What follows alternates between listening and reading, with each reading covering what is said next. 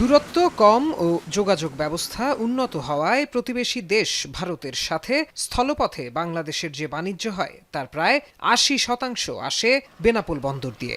এই বন্দরে বছরে পণ্য আমদানি হয় প্রায় ৪০,০০০ কোটি টাকার, যা থেকে প্রতি বছর প্রায় ১০,০০০ কোটি টাকা রাজস্ব আদায় করে সরকার। অর্থ বছরের শুরুতেই রাজস্ব আদায়ের লক্ষ্যমাত্রা নির্ধারণ করে দেয় জাতীয় রাজস্ব বোর্ড NBR।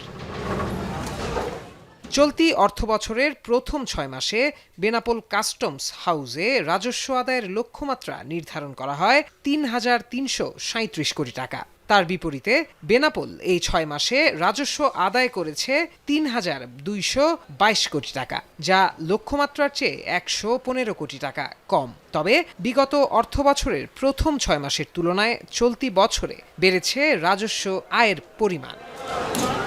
গত অর্থবছরের প্রথম ৬ মাসে এ বন্দর দিয়ে পণ্য আমদানি হয়েছিল ৮,২৪,১৯৩ মেট্রিক টন, যা চলতি বছরে কমে দাঁড়িয়েছে ৭,৮০,১১২ মেট্রিক টনে। তবে পণ্য আমদানি কম হলেও রাজস্ব আহরণ বৃদ্ধি পেয়েছে।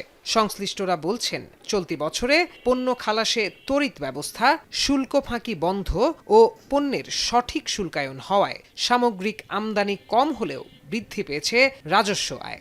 শুল্ক ফাঁকি রোধে আমাদের যে সঠিক এইচএস কোড নির্ধারণ, একই সাথে ঝুঁকি নিরূপণ, এটা আমাদের শুল্ক ফাঁকি রোধে একটা সহায়ক প্রভাবক হিসাবে কাজ করছে, যার ফলে আমরা গত অর্থ বছরের তুলনায় আমাদের প্রবৃদ্ধি রয়েছে। এবং এরকমভাবে যদি আমরা আমাদের স্টেশন চালাতে পারি, ২৪-২৫ অর্থ বছরের যে আমাদের ৬,০০০ কোটি টাকার লক্ষ্যমাত্রা রয়েছে, সেটা আমরা অর্জন করতে সক্ষম হব ইনশাআল্লাহ।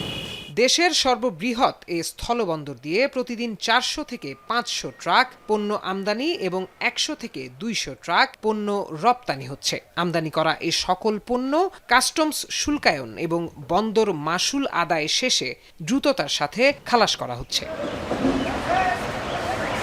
বন্দরের অবকাঠামোগত সমস্যা চিহ্নিত করে তা সমাধান করা গেলে বন্দর থেকে সরকারের রাজস্ব আদায়ের পরিমাণ আরও বাড়বে বলে মনে করেন সংশ্লিষ্টরা। এখন বেনাপোল।